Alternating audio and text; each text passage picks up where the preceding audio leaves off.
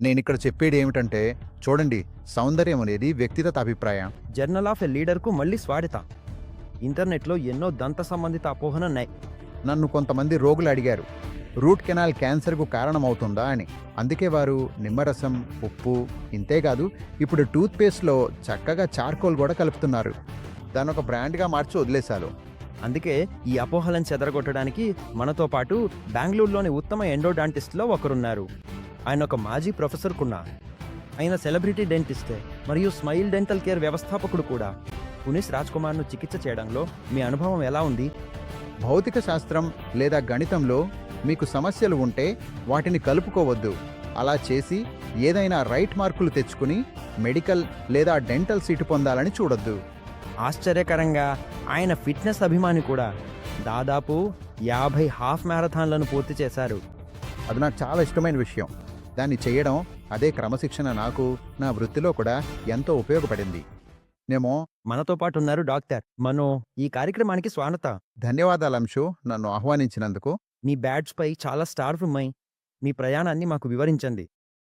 నా ప్రయాణం సుమారు 30 సంవత్సరాల క్రితం ప్రారంభమైంది. 30 సంవత్సరాలు? 30? సంవత్సరాలు? అవును, 30 సంవత్సరాలుగా ఈ ప్రయాణం సాగుతోంది. ప్రతి డాక్టర్కి మొదట్లో ఎప్పుడూ కొంత పోరాటమే ఉంటుంది. మొదటి 5 సంవత్సరాలు గుర్తింపు పొందడానికి పడే సమయం.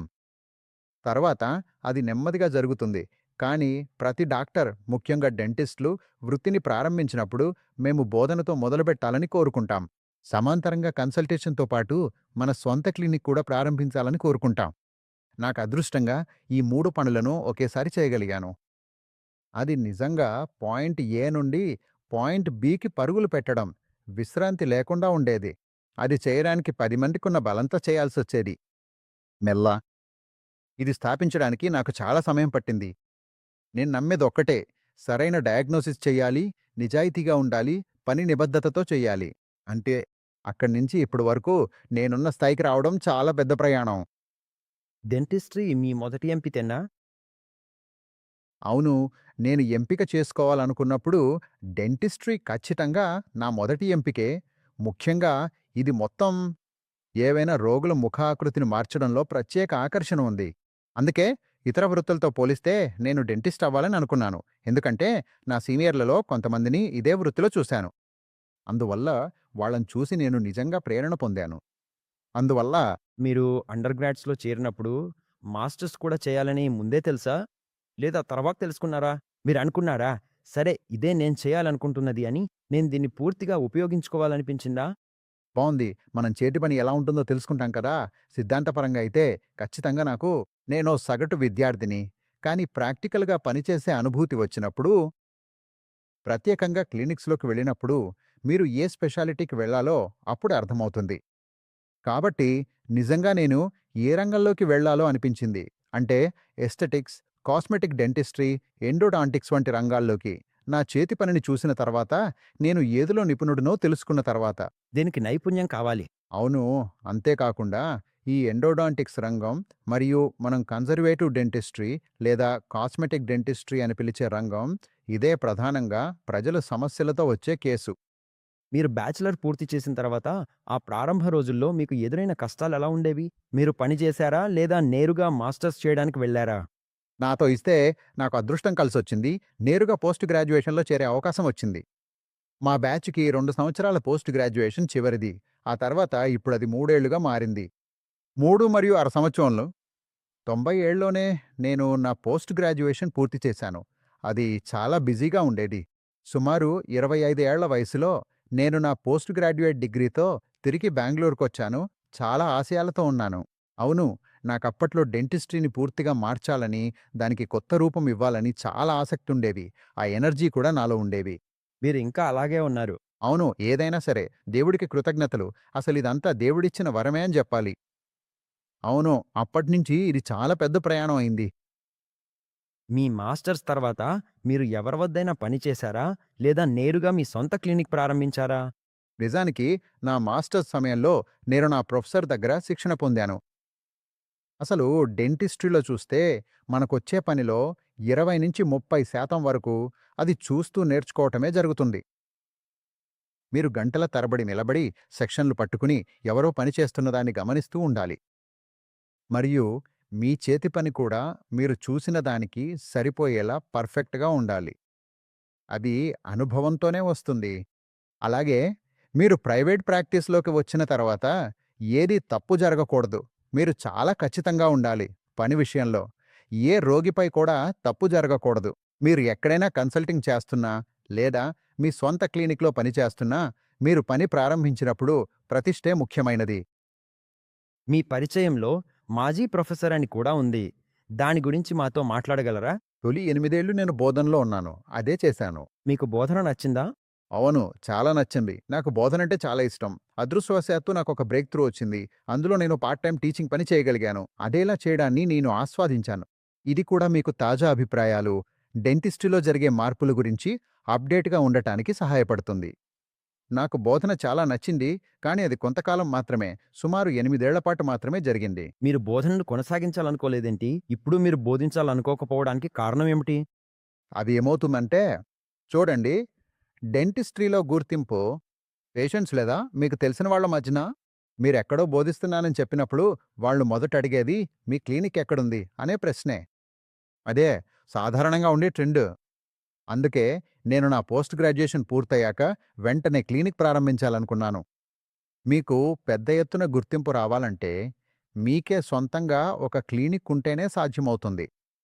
అయితే అప్పుడు అప్పుడు పని ఒత్తిడి పెరిగినప్పుడు నా బ్రాండ్ పేరును నిర్మించుకోవడంపై దృష్టి పెట్టాలని అనుకున్నాను. Smile dental care. దీన్నెప్పుడు ఏర్పాటు చేశారు? అయితే 1997 ప్రధానంగా ఎందుకంటే మయ్యూ ఆ పేరెలా వచ్చింది? అవును, నా సహోద్యోగి ఒకరు ముంబైలోని స్మైల్ కేర్ సెంటర్లో పనిచేశారు. సరే. కాబట్టి 1995 నుండి 1996 ప్రాంతంలో మా మధ్య ఒక మంచి చర్చ జరిగింది ఆ సమయంలో.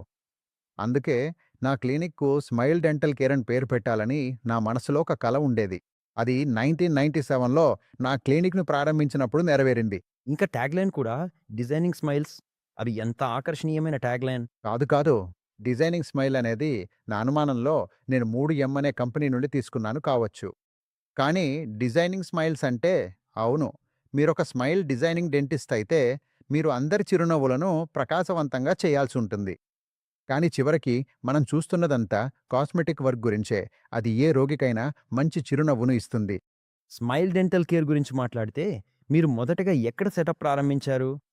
మీరు మొదటగా ఎక్కడ మీ మొదటి 197 సంవత్సరంలో నేను మల్లేశ్వరం సర్కిల్‌లో నా క్లినిక్ పెట్టాను. సరే. అందువల్ల దాదాపు 4 రోజులు సాయంత్రం ప్రాక్టీస్ చేసేవాడిని. మిగతా 3 రోజులు వేరేలా ఉండేవి. నిజానికి నేను ఆదివారం గూడా పనిచేసేవాడిని. ముఖ్యంగా నేను అప్పట్లో ఒంటరిగా ఉండేవాడిని కాబట్టి. మీరు హస్టిల్ చేస్తున్నారు. మీ హాస్టల్ అనడంలోనే ఉంది. అవును, అప్పుడక్కడే ప్రారంభమైంది. తర్వాత నేను నా క్లినిక్‌ను ఆర్‌టి నగర్‌కి మార్చాను. నేనిప్పటికీ అక్కడే ఉన్నాను. అందువల్ల నాకొక బేస్ ఉంది. దాదాపు మొత్తం బెంగుళూరు నార్త్. చూడండి, మళ్ళీ ఒక విషయం నేర్చుకున్నాను. లేదా ఇది ఏ డాక్టర్‌కైనా సాధారణమే. ఒకసారి ప్రజలు మీను గుర్తిస్తే, మీరు నిజాయితీగా, మంచి పని చేస్తారని తెలుసుకుంటే, మీకు రోగులు వస్తారు. లోకమంతటి నుండి. ప్రపంచం నలుమూలల నుండి. అవును, నాకు రోగులున్నారు. ఇతర దేశాల నుండి కూడా వస్తున్నారు. మీరు అందించే చికిత్స కోసం మాత్రమేనా? అవును, ముఖ్యంగా ఒకటి. అవును, విదేశాల్లో చికిత్స చాలా ఖరీదైనది. అందుకే వారు బెంగుళూరు మార్గాన్ని ఎంచుకుంటారు. ఒక డెంటల్ ప్రాక్టీస్ ప్రారంభించడంలో ఆర్థిక విషయాల గురించి చెప్పండి. ఎవరికైనా ప్రాక్టీస్ ప్రారంభించాలంటే నిజంగా ఇది చాలా ఖరీదైందని నేను విన్నాను. అది నిజమే.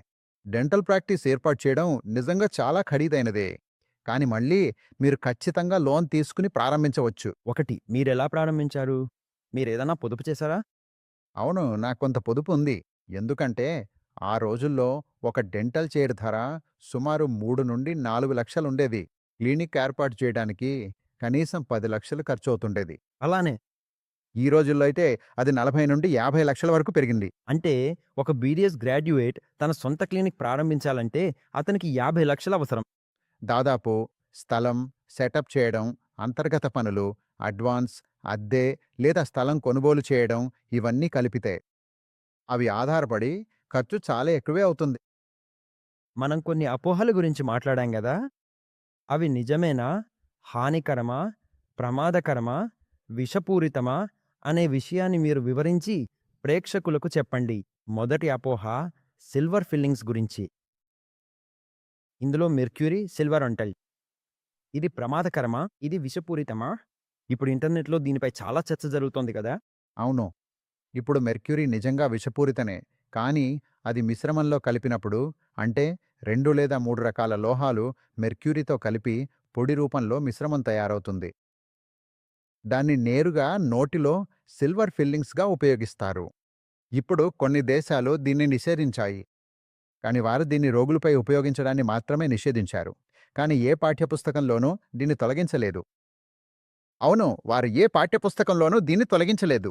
ఇక్కడ కూడా ప్రతి పాఠ్యంలో ఇదుంది.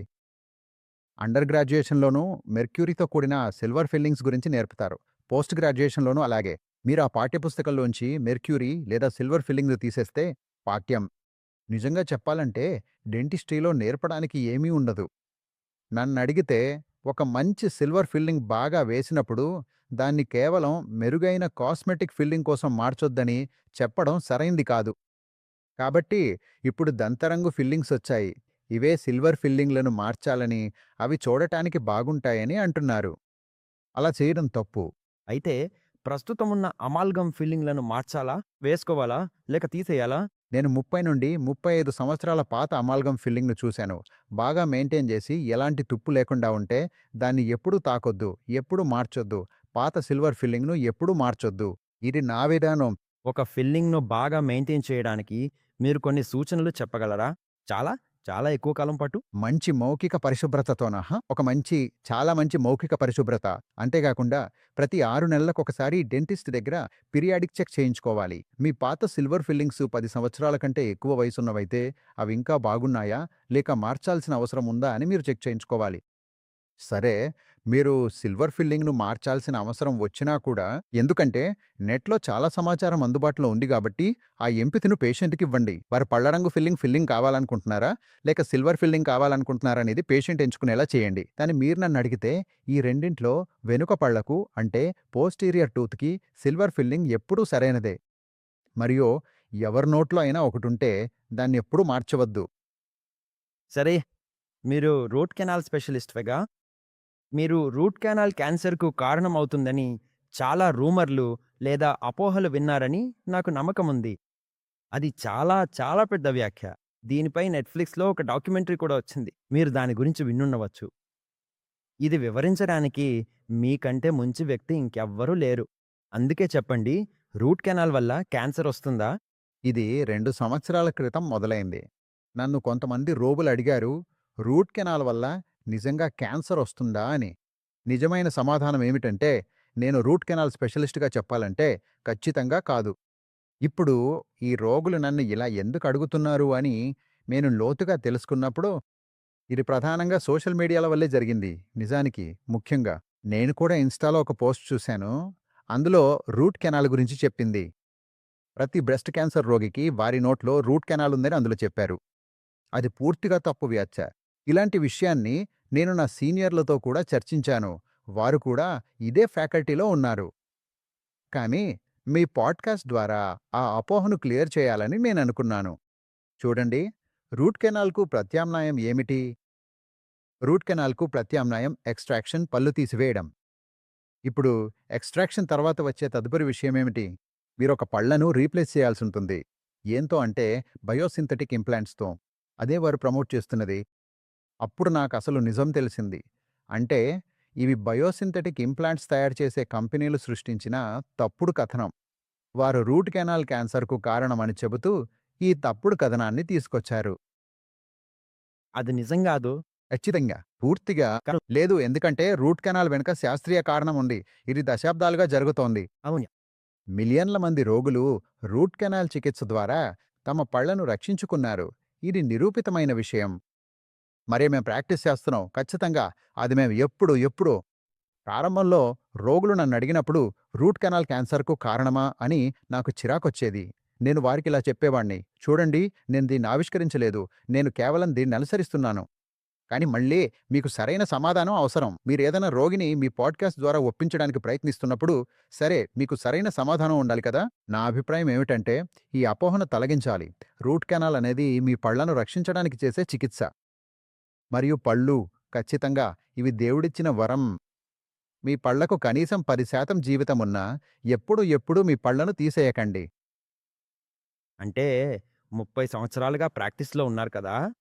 మీరెంతమంది రూట్ కెనాల్ కేసులు చేశారు? బాగుంది. 25,000కు పైగా కేసులు చేశాను. ఇంకా కొనసాగుతున్నాయి. 25,000 రూట్ కెనాల్ కేసులా? అవును. రూట్ కెనాల్ తర్వాత ఏం చెయ్యాలి? అంటే రూట్ కెనాల్ అంటే ఏనికి? అంటే ఎవరో మీ దగ్గరకొచ్చి నాకిక్కడ పళ్ళ నొప్పుంది అంటే మీరు ఎలా గుర్తిస్తారు అంటే ఇది రూట్ కెనాల్ చేయాల్సిందే అని ఎలా నిర్ణయిస్తారు?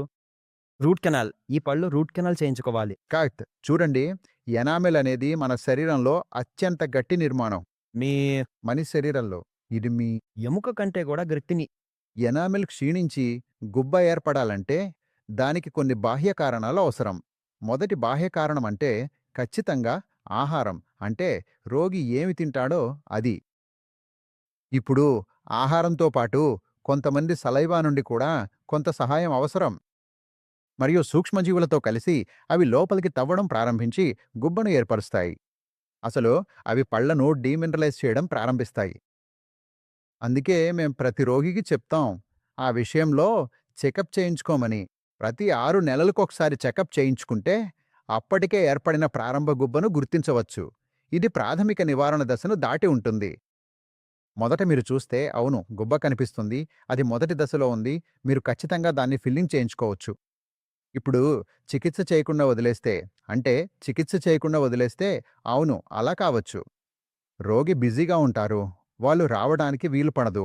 వాళ్ళు ప్రతి 6 నెలలకు ఒకసారి చెకప్ చేయించుకోలేరు. అవును, గుబ్బ ఆగదు. ఎందుకంటే తినడం ఒక నిరంతర ప్రక్రియ. అందువల్ల అది తదుపరి దశకు వెళుతుంది. మళ్ళీ మీరు బిజీగా ఉంటారు, సమయం ఉండదు. మళ్ళీ ఆ గుబ్బ ఖచ్చితంగా మీ నర్వుకు చేరుతుంది. దీనిని నర్వ్ ఇన్నర్వేషన్ అంటారు. అది నర్వుకు చేరిన తర్వాత మీరు దంతాన్ని రూట్ కెనాల్ చేయించుకోవాలి లేదా తొలగించాలి.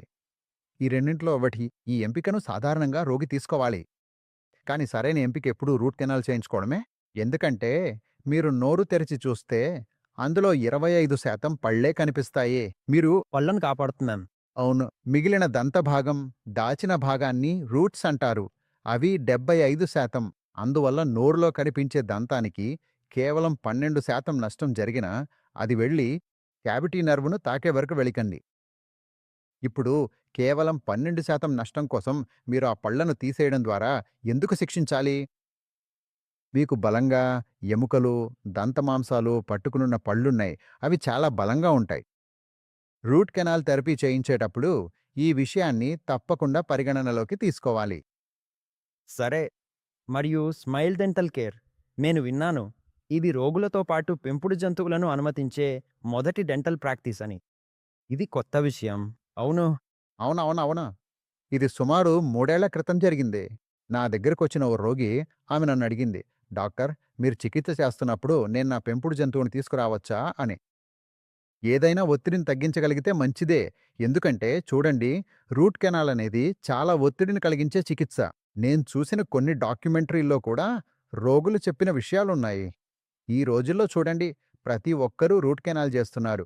ప్రతి డెంటిస్ట్ కూడా ఇదొక నైపుణ్యం. ఇదసలు నైపుణ్యమే. ప్రతి డెంటిస్ట్ రూట్ కెనాల్స్ ఎళ్ళాడు. కానీ అలా చెప్పిన తర్వాత డెంటల్ చైర్ మీద ఒత్తిడిని తగ్గించడానికి నేననుకున్నాను. ఎందుకు కాదు? అంటే మీరు మీ పెంపుడు జంతువుని తీసుకురావడానికి నేను కొంత ఓపెన్‌గా ఉండాలి అనిపించింది. మీరు నన్ను డిస్టర్బ్ చేయకుండా ఉంటే నేను నా చికిత్సను కొనసాగిస్తాను. మరి ఫ్లోరైడ్ వర్సెస్ హైడ్రాక్సీ అపటైట్ గురించి మాట్లాడదాం. చాలామంది వీక్షకులు లేదా ప్రేక్షకులు ఒక సాధారణ వ్యక్తికి ఫ్లోరైడ్ అంటే ఏమిటో తెలుసు.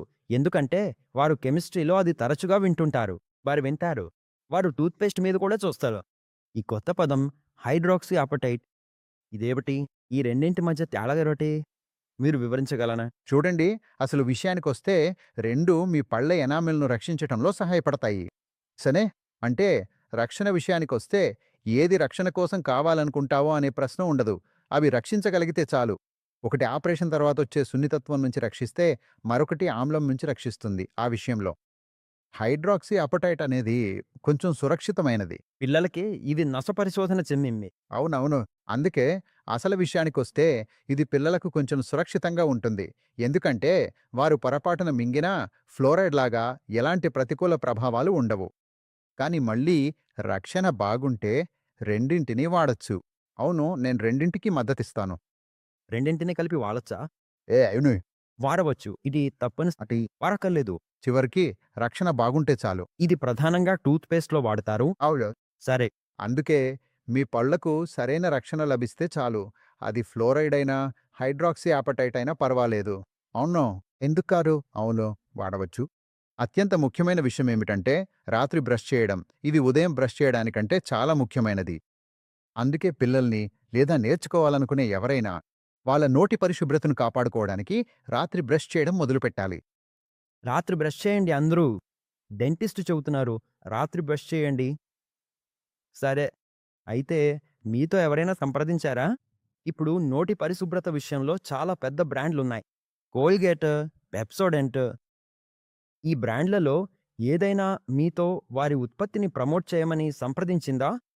అవును, ప్రతి బ్రాండ్ కూడా ఆ విషయంలో వాళ్లకు వాళ్ళదైన విధానముంటుంది. ప్రతినిధులను పంపించడం, మార్కెట్లోకి వస్తున్న కొత్త బ్రాండ్లను పరిచయం చేయడం వంటివి. వాళ్ళ పేస్ట్లో అదనంగా ఏముండి తెలుసుకోవడంలో తప్పేమీ లేదు. మొదటిగా నేను దాన్ని నా మీదే ఉపయోగిస్తాం. నాకది బాగానే అనిపిస్తుంది. బాగుంటే నేను రోగులకు కూడా అదే విధంగా ఉపయోగించమని చెబుతాను. ప్రత్యేకంగా డీసెన్సిటైజింగ్ విషయంలో చాలా అభివృద్ధి జరుగుతోంది. ముందు అందుబాటులో ఉన్న పేస్ట్లు మరియు ఇప్పుడున్నవి ఎలా ఉన్నాయి? దీనిపై చాలా పరిశోధనలు జరుగుతున్నాయి. మరియు అవును, ఈ పనిచేసే మంచి టూత్‌పేస్ట్ ఏవైనా వచ్చినా నేను స్వాగతిస్తాను. అవును. ఇప్పుడు మనం గుళికల గురించి మాట్లాడదాం. సరేవే? ఎవరైనా డెంటిస్ట్‌ను సందర్శిస్తే కదా! ఎవరైనా లేదా 10 మందిలో 9 మంది చెబుతారు, నాకు గుళికుంది, నొప్పిగా ఉంది కదా! అయితే ఈ గుళికంటే ఏమిటి? మీ పళ్ళకు ఏమవుతుంది? చూడండి, ముఖ్యంగా మొదటిగా మీ నోటి పరిశుభ్రతను కాపాడుకోవడానికి ఒక సాధారణ బంగారు నియమం ఉంది. ప్రత్యేకంగా ఉదయం, రాత్రి 2 సార్లు పళ్లను బ్రష్ చేయడం. మీరు ఉపయోగించే బ్రషింగ్ టెక్నిక్స్ మరియు టూత్‌పేస్ట్. ముఖ్యంగా మీరు ఏమి తింటారు అన్నది. ఇది నేను చేర్చుతాను. దీనిపై ప్రత్యేకంగా దృష్టి పెడతాను. ఇది కొత్త విషయం. లేదా రోగులు కూడా దీన్ని గుర్తించాలి. హైడ్రేషన్. సరైన స్థాయిలో హైడ్రేషన్ ఉండటం చాలా ముఖ్యం. మీ నోట్లో లాలాజలం ప్రవాహం బాగా ఉండేందుకు. మనలో చాలామందికి హైడ్రేషన్ ప్రాముఖ్యత తెలియదు. హైడ్రేషన్ అంటే మనం దాహంగా ఉన్నప్పుడు మాత్రమే నీళ్లు తాగుతామనుకుంటాం. కాదు, అది తప్పు. సరే, మీ కిడ్నీలు ఎలా పనిచేసి వ్యర్థాలను బయటకు పంపించాలో అదేవిధంగా విషపూరిత వ్యర్థాలను బయటకు పంపించాలంటే మీ నోటిలో మంచి లాలాజలం ప్రవాహం అవసరం. అందుకే నేను ఇష్టపడేవే. హైడ్రేషన్ మళ్ళీ చాలా ముఖ్యం. దంతరంధ్రాలు, క్యావిటీస్ ఏర్పడకుండా ఉండేందుకు. కాబట్టి క్యావిటీస్ అనేది ఏమిటంటే మైక్రో ఆర్గానిజమ్స్. ఇవి మళ్ళీ ఆమ్లం సహాయంతో ఆమ్లం విడుదల ద్వారా ఏర్పడతాయి. మీరు తీసుకునే కార్బోహైడ్రేట్‌తో పాటు మీ లాలాజలం బఫర్‌గా పనిచేస్తుంది. తర్వాత అది మీ పళ్లను తినడం ప్రారంభిస్తుంది. కాబట్టి దీన్ని నివారించడమే ఉత్తమమైనది. నివారణ అనేది మీ నోటి పరిశుభ్రతను ఎంత బాగా చూసుకుంటారన్న దానిపై ఆధారపడి ఉంటుంది. సరే, మీరు మాకు విజ్డమ్ టూత్ గురించి కూడా చెప్పగలరా? కదా! చాలామందొస్తూ, నా విజ్డమ్ టూత్ బయటకొస్తోంది, చాలా నొప్పిగా ఉంది అని ఫిర్యాదు చేస్తారు. నేను కూడా అలాగే అనుభవించాను. ఉదాహరణకి, ఇది నిజంగా చాలా నొప్పిగా ఉంటుంది. పై దవడ, కింది దవడ ఏదైనా కావచ్చు. మరియు ఇంకో విషయం ఏమిటంటే, విజ్డమ్ టూత్ సగం మాత్రమే బయటకొస్తుంది. దీనిని పెరికొరోనైటిస్ అంటారు కదా! అయితే దీన్ని మీరెలా ఎదుర్కుంటారు? నాకు తెలుసు ఇది సహజమైనదే. మీరు నియంత్రించలేరు. ఇది సహజ ప్రక్రియ, ఒక ప్రక్రియ. అందువల్ల ఫిజియోలాజికల్ టూత్ ఎరప్షన్ అంటే మనం చెప్పుకునే విజ్డమ్ టూత్, ఇది పూర్తిగా చివరగా దవడ చివర్లో వచ్చే పళ్లలో ఒకటి. మనందరం ఒక తల్లిదండ్రుని నుండి దవడ పరిమాణాన్ని, ఇంకొక తల్లిదండ్రుని నుండి పళ్ల పరిమాణాన్ని తీసుకుంటాం. అందువల్ల ఎక్కడో ఒక దశలో, ముఖ్యంగా ఈ తరం, అందులో నేను ఉన్నాను, మనందరికీ చిన్న దవడలు, పెద్ద పళ్ళు ఉంటాయి. అందుకే ఆ చివరి పళ్ళు బయటకు రావడానికి స్థలముండదు. అవెప్పుడూ ఇరుక్కుపోతాయి. మీరు దాన్ని తీసేయడానికి శస్త్రచికిత్స చేయాల్సొస్తుంది. అన్ని గాదు. లక్షణాలు కనిపించే వాటిని మాత్రమే. చూడండి, మనం ఎప్పుడు ఎక్స్‌రే తీస్తాం. విజ్డమ్ టూత్ క్లినికల్ పొజిషన్ ఎలా ఉందో చూస్తాం. నా ప్రాక్టీస్‌లో నేను అన్ని విజ్డమ్ టూత్ తీసియాం. ఇది ఖచ్చితంగా తప్పనిసరి విషయం. పళ్ళు, ముఖ్యంగా విజ్డమ్ టూత్ విషయంలో యూఎస్‌లో ఏ డాక్టర్ అయినా, లేదా యూకే లేదా దేశం బయట ఎవరు చూసినా మొదట చెప్పేది దాన్ని తీసేయండి అంటారు. అది మీ నోట్లో ఉండకూడదు. ఇక్కడ్నుంచి నా దృష్టిలో నేను సాధారణంగా తీసేయాలని ఆలోచించేది పరిస్థితి తీవ్రమైనప్పుడు మాత్రమే, లేదా బయటపడే స్థలం తక్కువగా ఉన్నప్పుడు మాత్రమే. ఆ ప్రాంతానికి బ్రష్ చేరడం కష్టమవుతుంది. అప్పుడు మాత్రమే తీసేయాలని ఆలోచిస్తాం. లేవా నేను తీసేయమని సిఫార్సు చేస్తాను. అంతే తప్ప ఇంకెప్పుడూ కాదు. నాకనిపిస్తోంది ఎందుకంటే విజ్డమ్ టూత్ వంగిపోయుంది. అది వంగిపోయి ఉండొచ్చు. దిమిద కోమలుంటాయి. కొన్నిలా వంతాయి. కొన్ని పక్కనున్న పళ్ళ వైపు మిసియల్‌గా వంగుంటాయి. ఇంకొన్ని దాని నుండి దూరంగా వంగి ఉంటాయి. కొన్ని పళ్ళు పడుకునుంటాయి. చూడండి మళ్ళీ పళ్ళు ఎలా బయటకొస్తాయో మీకు తెలుసు. అదొక శారీరక ఉద్భవం. ఇది ఎవరి చేతుల్లోనూ అవ్వదు. పళ్ళు బయటకు రావడం ఎంత స్థలముందో దానిపైన ఆధారపడి ఉంటుంది. దవడకాలీని బత్తేల్. మీరు నాకు ఇంప్లాంట్ గురించి చెప్పగలరా? ఇంప్లాంట్ అంటే ఏమిటి? నేను టైటానియం ఇంప్లాంట్ల గురించి విన్నాను. అవును. ఇంప్లాంట్ అనేది రూట్ కెనాల్ చేయించుకోవాలనుకోని, లేదా వాళ్ళిప్పటికే తమ పళ్ళను తీసివేసి ఉంటారు. అప్పుడు ఎముకలో ఒక రంధ్రం త్రవ్వి, ఆ తర్వాత ఆ దవడ ఎముకలో ఇంప్లాంట్ పెట్టబడుతుంది. ఆ తర్వాత మేము 4-6 వారాలు, లేదా కొన్నిసార్లు 3-6 నెలలకు కూడా సమయమిస్తాము. ఆ తర్వాత ఆస్టియోఇంటిగ్రేషన్ జరుగుతుంది. అంటే ఎముక ఇంప్లాంట్ చుట్టూ సహజంగా ఎముక పెరిగి దాన్ని బలంగా పట్టుకుంటుంది. పళ్ళు పెట్టడమనేది కోల్పోయిన పళ్లను భర్తీ చేయడానికి మరో విధానం. అందువల్ల చాలామంది స్కూల్‌కెళ్ళే పిల్లలు బ్రేసెస్ వేసుకోవటం కూల్ అని అనుకుంటారు. ఎందుకంటే వాటికి సికసిక రంగులుంటాయి. అవునవును. దీనికి వెనక ఉన్న మానసికత ఏమిటి? బావుంది. మొదటగా మీ పాడ్‌కాస్ట్ ద్వారా నేను చెప్పాలనుకునేది బ్రేసెస్ విషయానికొస్తే పళ్లను సరిచేయడం మరియు సర్దడం కోసం 2 విధానాలున్నాయి. ఒకటి పళ్లను నేరుగా చేయడం కోసం, మరొకటి దవడ ఎముకను కొద్దిగా కదిలించాల్సిన అవసరం ఉండొచ్చు. ఏదైనా సరే, అందులోనూ దవడ ఎముకను మార్చాల్సిన అవసరం ఉంటే అది గుర్తించవచ్చు. సుమారు 8, 9 లేదా 10 సంవత్సరాల వయసులో అదే సమయం దవడ ఎముకను సరిచేయడానికి సరైనది. మీరు పై దవడలు ఆ! క్రింది దవడతో సరిపోలేలా చేయాలి. క్రింది దవడ పెరుగుదలను కొంత మందగించాలి, పై దవడను అందుకోవడానికి. అదంటే చాలా తొందరగా గుర్తించాలి. సరే, వీటిని ఎముక లోపాలు అంటారు. ఇప్పుడు తదుపరి దంతలోపం అంటే పళ్ల సరిపోలిక. నేను ఎప్పుడూ భావించేది దంతలోపముంటే చివరి పాలపళ్ళు పడిపోతే వరకు వేచి ఉండాలి. అన్ని శాశ్వత పళ్ళు మొలిచిన తర్వాతే బ్రేసెస్ పెట్టాలి. మళ్ళీ నేనొక cosmetic dentist, smile design dentist అయినా పళ్ళు సరిగా లేని పరిస్థితి కనిపించినప్పుడు మాత్రమే బ్రేసెస్ పెట్టాలని నేను ఎప్పుడూ సిఫార్సు చేస్తాను. మీరు చెప్పినట్లే నాకు కొంతమంది రోగులొస్తారు, మా పక్కింటివారు పెట్టించుకున్నారు అంటారు. ఒకరు నాకు గూడా పెట్టండి, లేదా నా నా మేనమామ కూతురు బ్రేసెస్ పెట్టించుకుంది, లేదా స్నేహితుడి కూతురు పెట్టించుకుంది అంటారు. ఇది ఈ కాస్మెటిక్ ట్రీట్మెంట్ చేయడానికి సరైన విధానం కాదు. బ్రేసెస్ అవసరం ఉన్నప్పుడు మాత్రమే వేయించాలి. పళ్ళు సహజంగా చివరిసారిగా మొలిచే వరకు వేచి ఉండండి. అవి తానే బయటకు వస్తాయి. ఎక్కడా, ఎప్పుడూ నిజంగా కాస్మెటిక్ మార్పు అవసరమైతే మాత్రమే బ్రేసెస్ వేయించాలి. లేదంటే దేవుడిచ్చిన వరం సహజంగా జరిగే పళ్ళు సరైన వరుసగా పెరగడం దేవుని వరమే అని నేను భావిస్తాను. దాన్ని అనుసరించండి. అందువల్ల మీరు బీడీఎస్ గ్రాడ్యుయేట్స్ లేదా డెంటల్‌లోకి రావాలనుకునే వారికి ఏం చెప్పాలనుకుంటున్నారు? ఏమైనా సలహా ఉందా? చూడండి, అసలు డెంటిస్ట్రీలోకి రావడం ఎవరికైనా అద్భుతమైన కెరీర్. ఇటీవల జరిగిన నీట్ పరీక్షలో కూడా అన్ని డెంటల్ సీట్లు నిండిపోయాయి. అయితే మీరనుకుంటున్నారా ఆ పరీక్ష వాస్తవంగా ప్రజలు అర్హత సాధించడాన్ని కష్టతరం చేస్తుందా? డెంటిస్ట్రీ లేదా ఇతర ఆరోగ్య సంరక్షణ కోర్సుల్లోకి రావడానికి? అవును.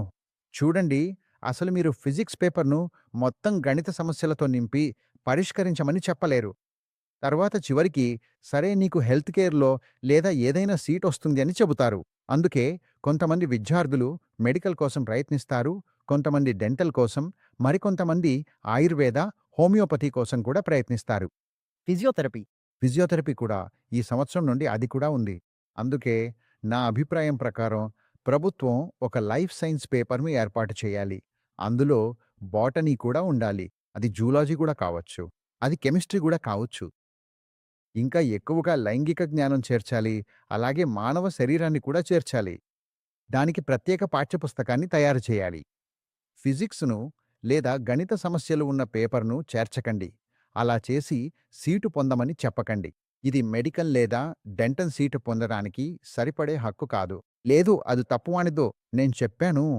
చూడండి, సీఈటీ ఇంజినీరింగ్ సీటు కోసం అర్హత సాధించడంలో బయాలజీని సిలబస్ నుండి తీసివేయగలిగితే, మరి మెడికల్, డెంటల్ లేదా ఇతర లైఫ్ సైన్స్ సబ్జెక్టులకు ఎందుకు చెయ్యకూడదు? సరే, ఈ రోజుల్లో డెంటిస్ట్రీలో ప్రవేశించటానికి, బీడీఎస్ చదవటానికి బ్యాక్‌గ్రౌండ్ లేకపోయినా, లేదా ఎలాంటి గాడ్‌ఫాదర్ లేకపోయినా మీరు ఎవరికైనా సిఫార్సు చేస్తారా? ఖచ్చితంగా చేస్తారు. నేను చేయగలిగితే ఎవరైనా చేయగలరు. నాకెలాంటి బ్యాక్‌గ్రౌండ్ లేదు.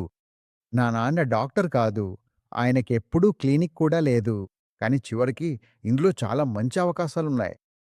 ఒకరు తమ అండర్ గ్రాడ్యుయేషన్ పూర్తి చేసి, పోస్ట్ గ్రాడ్యుయేషన్ కూడా పూర్తి చేస్తే, ప్రపంచం ఖచ్చితంగా సురక్షితమైన స్థలం. ఎక్కడైనా స్థిరపడే అవకాశం ఉంటుంది. ప్రత్యేకంగా మన గ్రామీణ ప్రాంతాల్లో డాక్టర్లు చాలా కొరతగా ఉన్నారు. వాళ్ళెక్కడికైనా వెళ్ళొచ్చు. ఈ రోజుల్లో సోషల్ మీడియా వల్ల అవగాహన కూడా చాలా పెరిగింది. చిన్న పట్టణాలు లేదా గ్రామీణ ప్రాంతాలు లేదా బెంగుళూరు కూడా ఇదే విషయానికొస్తే, అంటే అందరికీ ఇంకా చాలా పని మిగిలుంది. తరువాతి తరం ఖచ్చితంగా బాధ్యతలు తీసుకుంటూనే ఉంటుంది. ఆరోగ్య సంరక్షణ విషయానికొస్తే ప్రజలకు సేవ చేయడంలో కూడా ఒక చాలా మంది ఇరుక్కుపోతారు. బీడీఎస్ తర్వాత ఏం చేయాలి? నేను ఎండీఎస్ చేయాలా? లేదా పని జేయాలా? పని జేసినా గూడా నాకు చాలా తక్కువ జీతమే వస్తోంది. మీరు దీన్ని వివరించగలరా? చూడండి, అసలు విషయానికొస్తే అండర్ గ్రాడ్యుయేషన్ తర్వాత అందరూ పోస్ట్ గ్రాడ్యుయేషన్‌లోకి వెళ్ళాలని కోరుకుంటారు. కానీ సీట్లు పరిమితంగా ఉంటాయి. ఇప్పుడు కొంతమంది ఇతర డాక్టర్ కోసం పనిచేయడంలో ఆసక్తి చూపిస్తారు. భారతదేశ విషయానికొస్తే ప్రభుత్వ ఉద్యోగాల ఎంపికలు ప్రభుత్వానికి లేవు. ప్రాథమిక ఆరోగ్య కేంద్రాల్లో ఉద్యోగాలు ఉన్నా కూడా అవి చాలా తక్కువగా ఉంటాయి. అవును, ఇది 70లలో, 80లలో, ఇంకా 90ల ప్రారంభంలో ఒక ట్రెండ్‌గా ఉండేది. మీరు అండర్ గ్రాడ్యుయేషన్ పూర్తి చేసిన వెంటనే మీరు మీ ప్రాక్టీస్‌ను ప్రారంభించవచ్చు. నేను 97లో బెంగుళూరుకొచ్చినప్పుడు కూడా బెంగుళూరులో ప్రముఖ ప్రాక్టీషనర్లందరూ అండర్ గ్రాడ్యుయేట్లు మాత్రమే. ఎందుకంటే డెంటిస్ట్రీ అందర్నీ ప్రాక్టికల్‌గా పనిచేయడానికే నేర్పుతుంది. మీరు శిక్షణ పొందుతారు. మీ కాలేజీ మీకు మంచి కేసులిస్తే, మీరు ఏ పనైనా చేయడంలో శిక్షణ పొందితే అండర్ గ్రాడ్యుయేట్ ఖచ్చితంగా ఎదుగుతాడు. అవును, వారు బెంగుళూరు సహా ఇతర చోట్ల కూడా చాలా బాగా చేస్తున్నారు. కానీ పోస్ట్ గ్రాడ్యుయేషన్ తప్పనిసరి. అయితే పోస్ట్ గ్రాడ్యుయేషన్ చేసిన తర్వాత కూడా మీరు మళ్ళీ మీ సొంత ప్రాక్టీస్ ప్రారంభించడానికి అవసరమైన నైపుణ్యం లేకపోతే, అలాగే బోధనలో కూడా ఇప్పుడు పోస్ట్ గ్రాడ్యుయేట్ టీచర్లకు అన్ని అవకాశాలు మూసివేశారు. కాబట్టి భవిష్యత్తులో ఆస్పత్రులు ప్రారంభించడమే ప్రధాన లక్ష్యంగా మారుతుంది. లేదా మీరు తెలుసు, నలుగురు లేదా ఐదుగురు కలిసి ప్రాక్టీస్ ప్రారంభించి తర్వాత తమ స్పెషాలిటీని మెరుగుపరుచుకోవచ్చు. కానీ డెంటిస్ట్రీకి ఎప్పుడూ అవకాశాలున్నాయి. మాస్టర్స్ చెయ్యకుండా బీడీఎస్ గ్రాడ్యుయేట్ తన క్లినిక్ ప్రారంభించడం సాధ్యమేనా? ఖచ్చితంగా. అంటే ఆసక్తి ఉంటే తప్పకుండా సాధ్యమే. నేను మొదట చెప్పినట్లే, అవునవును, ఒకరు బాగా శిక్షణ పొందితే, పనిచేయడానికి సిద్ధంగా ఉంటే, తగిన పెట్టుబడి ఉంటే క్లినిక్ పెట్టడానికి పెట్టుబడి, రోగులను గుర్తించి చికిత్స చేసే నైపుణ్యం ఉంటే ఎందుకు చేయకూడదు? మరియు ఎండీఎస్‌కి చాలా శాఖలున్నాయని నేను విన్నాను. నాకు తెలీదు. 6, 7 ఉంటాయా? అవును, దాదాపు 9 శాఖలుండాయి. 9 శాఖలు, 9 శాఖలు. అప్పుడు అంటే మీకు రూట్ కెనాల్ నిపుణుడుంటారు, గమ్ స్పెషలిస్ట్ ఉంటారు, పిల్లల దంతవైద్యుడుంటారు, ఆ తర్వాత బ్రేసెస్ వేసే ఆర్థోడాంటిస్ట్ ఉంటారు, ఆపై నోటిలోని అన్ని గాయాలను గుర్తించే ఓరల్ మెడిసిన్ డాక్టర్ ఉంటారు, మాక్సిలోఫేషియల్ సర్జన్. మాక్సిలోఫేషియల్ సర్జన్, అవును, విజ్డమ్ టూత్ తీసేయడం మరియు ఫ్రాక్చర్స్ చికిత్స చేయడం కోసం. తర్వాత మీకు కమ్యూనిటీ డెంటిస్ట్ ఉంటారు. వారు మీకు తెలుసు చూసుకుంటారు. అన్ని క్యాంపులు నిర్వహించడం, పెద్ద కమ్యూనిటీని దృష్టిలో ఉంచుకుని చికిత్స చేయడం, అలాగే విద్యార్థులతో పరస్పరం మిళితమవుతూ ఉండడం. తర్వాత మీకు డెంచర్ నిపుణుడు కూడా ఉంటారు. వీరిని ప్రోస్టోడాంటిక్స్ అంటారు. అందువల్ల విభిన్న శాఖలున్నాయి. కానీ నిజానికి చూడండి, భారతదేశానికి వస్తే ఇది నెమ్మదిగా అభివృద్ధి చెందుతోంది. ఎక్కడ పేషెంట్లు ఏ స్పెషాలిటీకి వెళ్లాలో గుర్తించగలుగుతారు. అందువల్ల వారు రూట్ కెనాల్ అనేది కేవలం ఎండోడాంటిస్ట్ లేదా రూట్ కెనాల్ స్పెషలిస్ట్ ద్వారానే చేయబడుతుందని తెలియదు. వారొక డెంటిస్ట్ అన్ని పనులు బాగానే చేస్తాడని అనుకుంటారు.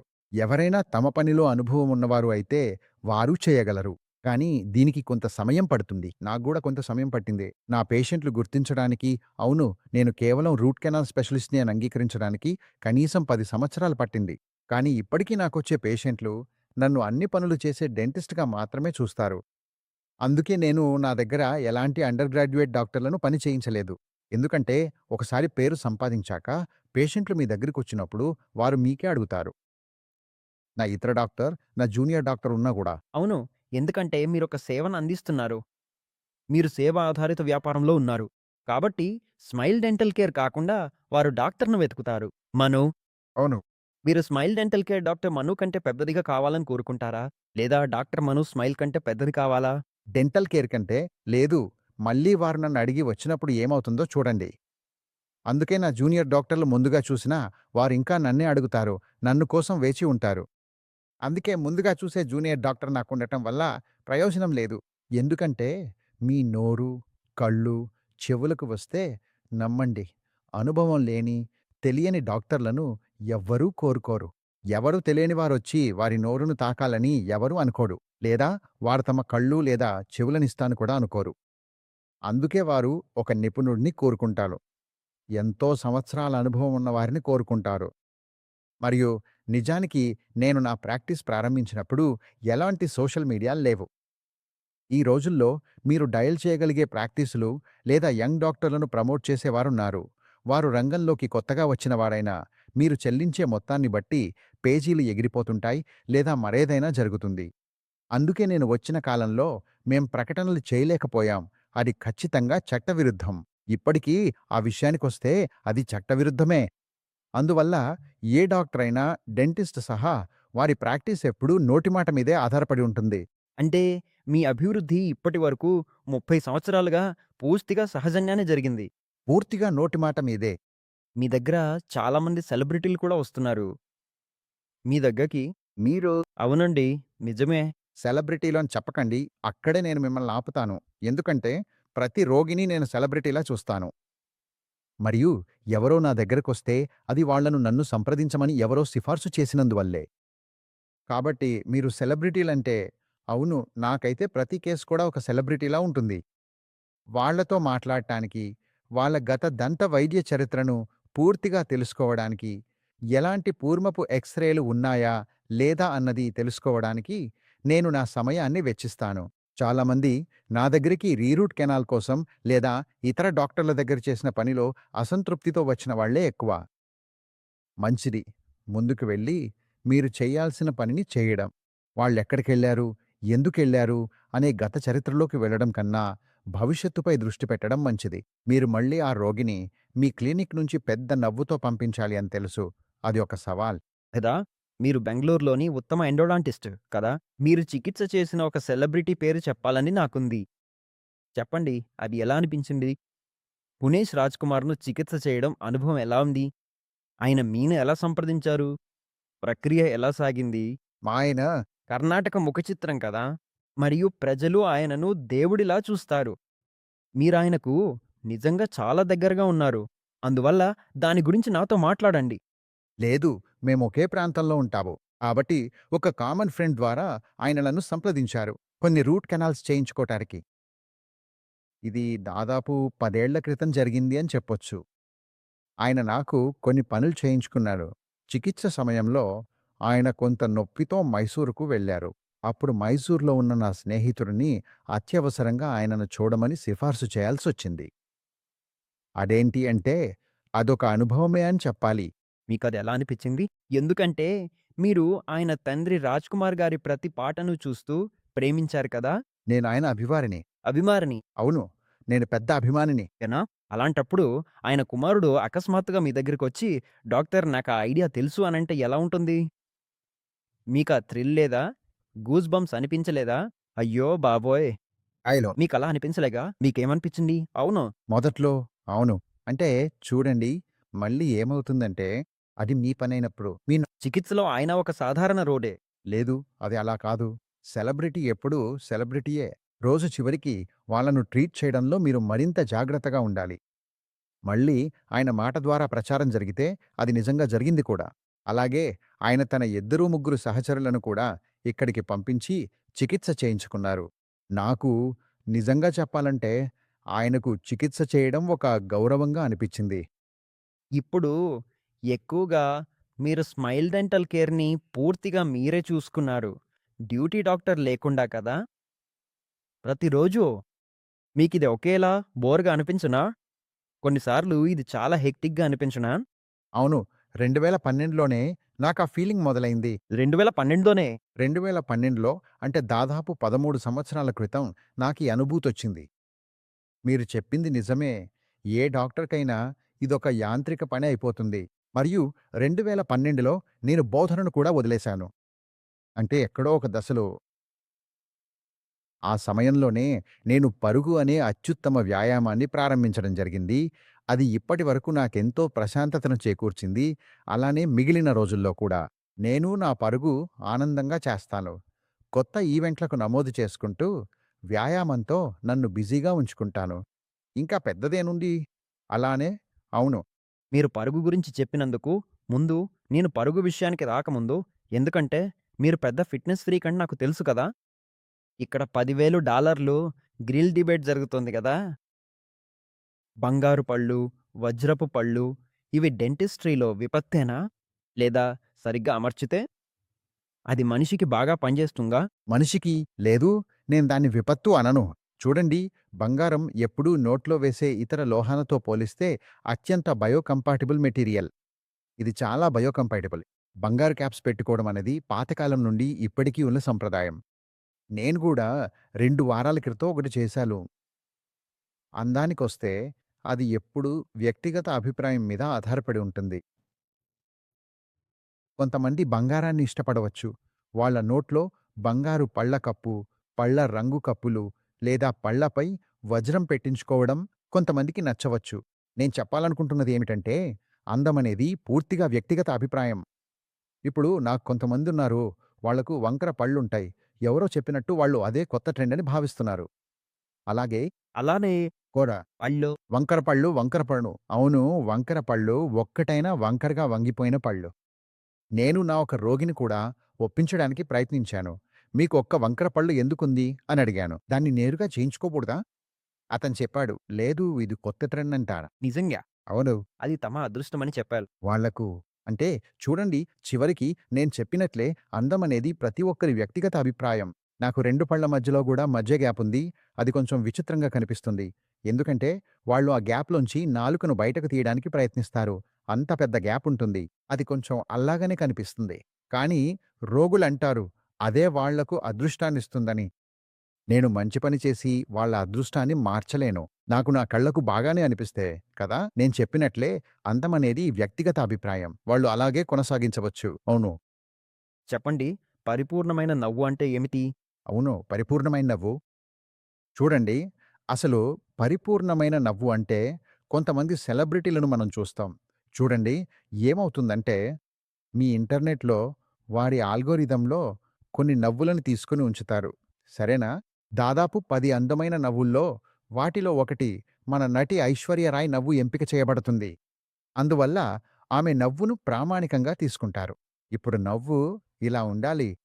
వాటిని ఆధారంగా తీసుకుని ప్రతి రోగికి కొత్త పళ్ల సెట్‌ను ఎలా ఉండాలో, పరిపూర్ణమైన నవ్వు రావాలంటే ఎలా ఉండాలో చూస్తారు. ఉంది. ఎప్పుడైనా ఎవరు మీ దగ్గరకొచ్చి, డాక్టర్ నాకు నా మొత్తం పళ్ళ సెటప్పు ఈ వ్యక్తిలా ఉండాలని కోరుకున్నారా? ఓహ్! అవును. చాలామంది ఇలా కోరుకోడారు. నిజంగా బ్రేసెస్ వేసుకునే ప్రతి ఒక్కరూ ఇదే సమస్యతో వస్తారు. ఒక ఫోటోతో వస్తారు. అవును. వాళ్ళు ఫోటోతో వస్తారు, పిక్చర్స్‌తో వస్తారు. వాళ్ళు కూడా అంటారు, చూడండి, నా నవ్వు కూడా ఇంత అందంగా ఉండాలని కోరుకుంటున్నాను. మరియు నాకు నా గమ్మీ స్మైల్ అద్దు. ఇది చాలామంది రోగుల్లో సాధారణంగా కనిపించే విషయం. అందువల్ల వారు పళ్లను చేయించుకుంటున్నప్పుడు మీరు తెలుసు, అలైన్‌మెంట్ ఇలా ఉండాలి. పర్ఫెక్ట్‌గా ఉండాలి. పళ్ల తలుపు, ముఖ్యంగా ఎక్కడైనా కొంత స్పేసింగ్ అవసరమైతే అక్కడది పర్ఫెక్ట్‌గా ఉండాలి. ఆ చిరునవ్వు వారు అడిగిన దానికి 100% అనుగుణంగా ఉండాలి. పోలో సరిగ్గా. మరియు మీరు నాకు ఇన్విజిలైన్ గురించి కూడా చెప్పగలరా? అవును. అది చాలా ఖరీదైనదని, ప్రజలు దాన్ని కొనలేరని విన్నాను. మరేదైనా ప్రత్యామ్నాయం ఉందా? చూడండి, ఇన్విసలైన్. అయితే ఎవరికైనా ఇన్విసలైన్ కావాలనతే కొత్త తరం, ముఖ్యంగా ఇన్‌స్టాగ్రామ్ చూస్తున్న పిల్లలు, వారు చేసే మొదటి పని ఏమిటంటే, ఇన్విజిలైన్ గురించి ఇన్‌స్టాలో వచ్చే ఏదో ఒక ప్రకటనను చూస్తారు. ఇక్కడ డెంటిస్ట్ పాల్గొనడు. డెంటిస్ట్ ఖచ్చితంగా ఇక్కడ భాగస్వామి కాదు. వాళ్ళు చేయబోతున్నారు. వాళ్లకు తమ స్వంత కంపెనీలుంటాయి. వారు వచ్చి ఇంప్రెషన్ తీసుకుంటారు. తర్వాత మీకు వివిధ రకాల ఇన్విజిలైన్ మాడ్యూల్స్ ఇస్తారు. కానీ మళ్ళీ చెప్పాలంటే ప్రతి కేసుకు నేను ఇన్విజిలైన్‌ను సిఫార్సు చెయ్యను. ప్రతి కేసును ఇన్విజిలైన్‌తో చికిత్స చేయడం సాధ్యపడదు. కానీ ఎక్కడో ఒకచోట విషయాలు సరైన దిశలో సాగడం లేదు. డెంటిస్ట్ కాని ఎవరో ఇలాంటి కేసులను చికిత్స చేయడానికి ప్రయత్నిస్తే విషయానికొస్తే అది పూర్తిగా విఫలమయ్యే అవకాశమే ఎక్కువ. కాబట్టి డెంటిస్ట్ కానివారు లేదా ఈ ఉత్పత్తులను ప్రమోట్ చేసేవారు చేసే పనిని నేను పూర్తిగా సమర్థించను. బాగుంది. ఏదైనా కాస్మెటిక్ డెంటల్ విషయంలో ఇన్విజిలైన్‌ను ప్రమోట్ చేసే ఆర్థోడాంటిస్ట్ అయినా సరే, అవును, వారు తాము చేస్తున్నదేంటో బాగా తెలుసు. ఎప్పుడూ ఉత్తమమైన చికిత్స పద్ధతి సంప్రదాయ బ్రేసెస్‌నే అవుతుంది. అవసరమైన చోట అవసరమైనప్పుడు మేము ఇన్విజిలైన్ ఇస్తాము గారు. నాకు తెలుసు మీరు దీనివల్ల మీ సహచరుల నుండి చాలా విమర్శలు ఎదుర్కొంటారు. కానీ ప్లాసిబో ఎఫెక్ట్ గురించి నాతో మాట్లాడగలరా? ఎడు మీరు మరియు మీ చికిత్స గురించి, అలాగే మీ వల్ల, మీ చేతి నైపుణ్యం వల్ల. అవును. అవును. చూడండి ప్లాసిబో ఎఫెక్ట్. రోగిపై. అవును, ప్లాసిబో ఎఫెక్ట్ డెంటిస్ట్రీలో అసలు పనిచేయదు. ముఖ్యంగా నొప్పిని తగ్గించడంలో. ఎందుకంటే ఎవరో నొప్పితో మీ దగ్గరికొస్తారు. నేను వారికి చక్కెర మాత్ర ఇచ్చి, మీ నొప్పి పోతుంది అని చెప్పలేను. అది పనిచేయదు. అది ఎప్పుడూ పనిచేయదు. ఎందుకంటే మానవ శాస్త్రం అలా చెప్పదు. అది యుద్ధంలా ఉంటుంది. పూర్తిగా. మీరు లోపలికెళ్ళి దానిపై పనిచెయ్యాలి. మీ ప్రొసీజర్ తర్వాత వెంటనే రోగికి మంచి మోతాదులో నొప్పి నివారక మందులు ఇవ్వండి. అప్పుడు అది పనిచేస్తుంది. నా రూట్ కెనాల్ స్పెషాలిటీకొస్తే ప్లాసిబో ఎఫెక్ట్‌కి అంతగా ప్రభావం లేదు. నేచురల్ టూత్ క్లీన్సర్స్ గురించి మీ అభిప్రాయం ఏమిటి? నిమ్మ, ఉప్పు, బేకింగ్ సోడా లాంటివి. ఎందుకంటే ఇంక చాలామంది గ్రామాల్లో ఉండేవారు అసలు టూత్ పేస్ట్ కంటే ఇవే ఎక్కువగా వాడతారు. కాబట్టి ఈ రోజుకి కూడా నాకు రోగులొచ్చినప్పుడు వాళ్ళు నన్ను ఒకే ప్రశ్న అడుగుతూనే ఉంటారు. గ్రామాల్లో పెద్దవాళ్ళు ఈ రోజుకి కూడా నిమ్మకడ్డి, మట్టి, బూడిద వాడుతుంటారు. వాటి వల్ల నిజంగా ఉపయోగం ఉందా? అవును, ఖచ్చితంగా ఉంది. ఎందుకుండదు? అంటే పళ్ళను శుభ్రం చేసే విధానం ఏదైనా వాడొచ్చు. ఏదైనా ఘర్షణ పదార్థాన్ని వాడితే అది పళ్ళను శుభ్రం చేస్తుంది. అవును, ఏదైనా ఘర్షణ పదార్థం. మరి చార్కోల్ గురించి ఏంటి? అదే కదా! అందుకే చార్కోల్ కూడా ఒక ఘర్షణకారి. దీన్ని రుద్దడమే. ఇప్పుడు ఈ పెద్ద కంపెనీలు గూడా ధీరేగా వాడుతున్నారు. చార్కోల్‌ను టూత్ పేస్ట్‌లో కలిపి గ్రామస్తులను ఆకర్షించడానికి ప్రయత్నిస్తున్నారు. నిజమే. చాలా నిజం. అందుకే టూత్‌పేస్ట్ కంపెనీలు కూడా వెనకపడకూడదనుకున్నారు. వాళ్ళకి తెలుసు చాలామంది ఈ ఉత్పత్తిని కొనడం మానేస్తున్నారని. ఎందుకంటే వాళ్ళు నిమ్మకడ్డి, చార్కోల్, మట్టిని ఇష్టపడతారు కాబట్టి అదే పదార్థాలను ఒకటిగా కలిపి ఉత్పత్తి చెయ్యాలని అనుకున్నారు. అంతే. వాళ్ళు నిమ్మకాయ, ఉప్పు కూడా కలపడం మొదలుపెట్టారు. ఇప్పుడైతే చార్కోల్ కూడా టూత్‌పేస్ట్‌లో కలుపుతున్నారు. తర్వాత దాన్ని ఒక బ్రాండ్‌గా మార్చారు. తర్వాత వదిలేశారు. అవును, ఇది హిట్టయింగే. అసలు ఏ టూత్‌పేస్ట్ అయినా అది బ్రష్‌కు తోడుగా మాత్రమే ఉంటుంది. ఇక్కడ ముఖ్యమైనది బ్రష్ చేయడం, ఆ టెక్నిక్ మాత్రమే. రోజుకు 2 సార్లు నిష్టగా బ్రష్ చేస్తే చాలు. కరెక్ట్. మీరు మీ సొంత క్లినిక్‌లో 30 ఏళ్లుగా ప్రాక్టీస్ చేస్తున్నప్పుడు, లేదా లీడ్ ప్రాక్టీషనర్‌గా ఉన్నప్పుడు ఒకసారి జరిగిన సంఘటనను చెప్పగలవా? అది నిజంగా చాలా దారుణంగా అనిపిచ్చింది. అది జరిగింది. అది నిజంగా నన్ను షాక్‌కు గురిచేసింది. ఆ అనుభవాన్ని ప్రేక్షకులకు ఒకటి చెప్పగలగా? అదసలు ఏమిటంటే మీకు నిజంగా భయంకరంగా అనిపించిన సంఘటన ఏదైనా? అది నిజమే. అసలు విషయం ఏంటంటే, ఒకసారి నాకు 6 సంవత్సరాల పిల్లవాడు దగ్గరికొచ్చాడు. అతనికి పళ్ళు ఊగిపోతున్నాయి. అప్పుడు సాయంత్రం సుమారు 7 గంటల 30 నిమిషాలయ్యింది. కళ్ళు కొంతమేర మాత్రమే ఊగుతున్నాయా? లేదు, చాలా ఎక్కువగా ఊగిపోతున్నాయి. పై దవడ, కింది దవడ, కింది దవడ. కింది దవడే. అవునా? సరే. ఎందుకంటే కింది సెంట్రల్ ఇన్సైజర్స్ ఉన్నాయిగా. అవి బయటకొస్తే పాలు, పళ్ళు వాటి వెనకనే ఊగిపోతుంటాయి. కాబట్టి నేను మొదట తల్లిదండ్రులకు చెప్పింది, ఈ పళ్ళను వెంటనే తీసేయండి. ఇవి నోట్లో ఉండనివ్వకండి. తల్లిదండ్రులు సరే అన్నారు. మరుసటి రోజు పిల్లవాడు స్కూల్‌కి వెళ్ళాలి. మరి చివరికి వారు చెప్పారు, మరుసటి రోజు సాయంత్రం వస్తామని. వారు ముందుగా ఏ విధంగా అయినా ప్లాన్ చేయలేదు. ఎందుకంటే మళ్ళీ చెప్పాలంటే చికిత్స విషయానికొస్తే మేము సిఫార్సు మాత్రమే చేయగలం. కానీ ఎవరికైనా, పిల్లలకు కూడా బలవంతంగా చేయించలేము. అందులో భయపడినదే నిజంగా మరుసటి రోజే నిజమైంది. ఆ పళ్ళు నోట్లో వేవు. అతను ఉదయం లేచినప్పుడు అందువల్ల అతను పడుకోబోయే ముందు పళ్ళు తీయలేడు కదా! లేదు. అని తీయలేనా? ఇది నేను ఎప్పుడూ చెప్పే విషయం. ముందు కూడా నేను చెప్పేవాణ్ణి. కానీ నాకు తెలీదు. బహుశా నేను తల్లిదండ్రులను బలవంతంగా చెప్పాల్సిందేమో. పిల్లల నోట్లో ఊగుతున్న పళ్ళు వదిలిపెట్టకుండా ఆ పిల్లను నిద్రపోయేలా చెయ్యొద్దని. అందుకే ఒకరు నిద్రపోతే ఆ పళ్ళు ఊపిరితిత్తుల్లోకి వెళ్ళే అవకాశాలు ఎక్కువగా ఉంటాయి. ఎందుకంటే నిద్రలో ఉండగా మింగే ప్రతిస్పందన ఉండదు కాబట్టి ఆ పిల్ల పళ్ళు మింగే అవకాశం ఎక్కువగా ఉంటుంది. అయితే ఏమైంది? అమ్మటే తర్వాత వారు దిండు కింద ఎక్కడైనా వెతికారు. అలాగే వారు నన్ను ఫోన్ చేశారు. నిజంగా వారు నన్ను ఫోన్ చేశారు. వెంటనే చెస్ట్ ఎక్స్‌రేలు చేయించమని చెప్పారు. పిల్లకు ఏదైనా అసౌకర్యం అనిపిచ్చిందా? పిల్ల సాధారణంగా లేచిపోయాడా? పిల్ల నిజంగా దగ్గుతున్నాడు. పిల్ల నిరంతరం దగ్గుతున్నాడు. అందుకే వెంటనే వారు పిల్లని తీసుకుని ఎక్స్‌రే చేయించారు. మరియు భయంకరమైన కల ఆ పంటి విషయం. అంటే కదిలే పంటి ముక్క ఆ పంటి భాగం ఛాతీ గుహలోకి వెళ్ళింది. అవును. అప్పుడు నేనే వారికి సలహా ఇచ్చాను. ఛాతీలోరా? అవునవునవును. అది నేరుగా వెళ్ళిపోతుంది. తర్వాత ఏమవుతుంది? అవును. తర్వాత ఏమవుతుందనేది ఎవరి నియంత్రణలో ఉండదు కదా! అది తప్పకుండా తీసేయాలి. ఒక విదేశీ వస్తువును ఛాతీ గుహలో ఉండనివ్వలేరు. కరెక్ట్. అందుకే వెంటనే నేను వారిని ఒక హాస్పిటల్‌కు రిఫర్ చేశాను. తరువాత నేను ఒక డాక్టర్‌తో మాట్లాడాను. వారు బ్రాంకోస్కోపీ చేసి ఆ భాగాన్ని తీసేశారు. అవును. ఇది నిజంగా ఒక భయంకరమైన అనుభవం. మీ నియంత్రణలో ఉన్న విషయాలు నియంత్రణలో లేకుండా పోతే మీరు ఏమీ చేయలేరు. ఇలాంటి పరిస్థితులు జరుగుతూనే ఉంటాయి. నేను కొంతమంది హెచ్ఐవి రోగులను చూశాను. వారు సాధారణంగా తమ స్థితిని చెప్పరు. ఎందుకంటే చెప్పితే మేము చికిత్స చెయ్యమని అనుకుంటారు. కాని వారు చెప్పితే మేము జాగ్రత్తలు తీసుకోవచ్చు అనే అభిప్రాయంలో నేనున్నాను. రోజు చివరికి మనం మనుషులతోనే వ్యవహరిస్తున్నాం కదా! మేం వారికి చికిత్స ఇవ్వకుండా బయటకు పంపలేం. ఇప్పుడు వారు తమ స్థితిని చెప్పినట్లయితే మేము జాగ్రత్తలు తీసుకుని వారికి సహాయం చేయవచ్చు. కానీ మళ్ళీ చెప్పాలంటే ఎందుకో తెలీదు, సమాజంలో ఆ ముద్ర ఇంకా ఉంది.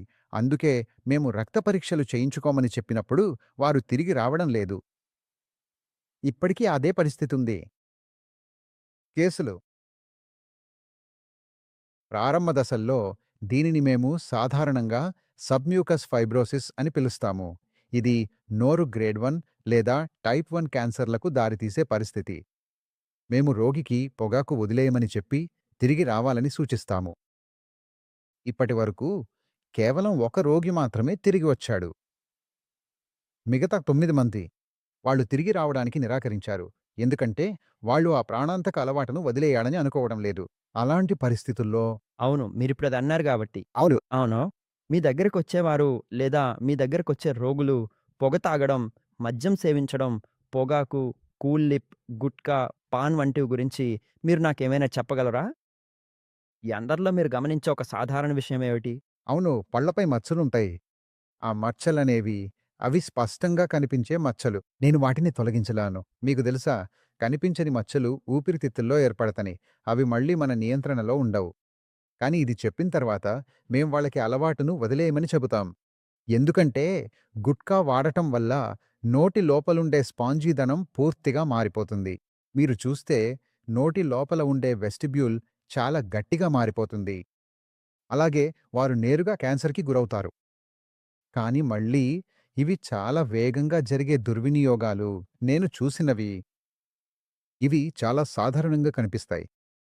సరే.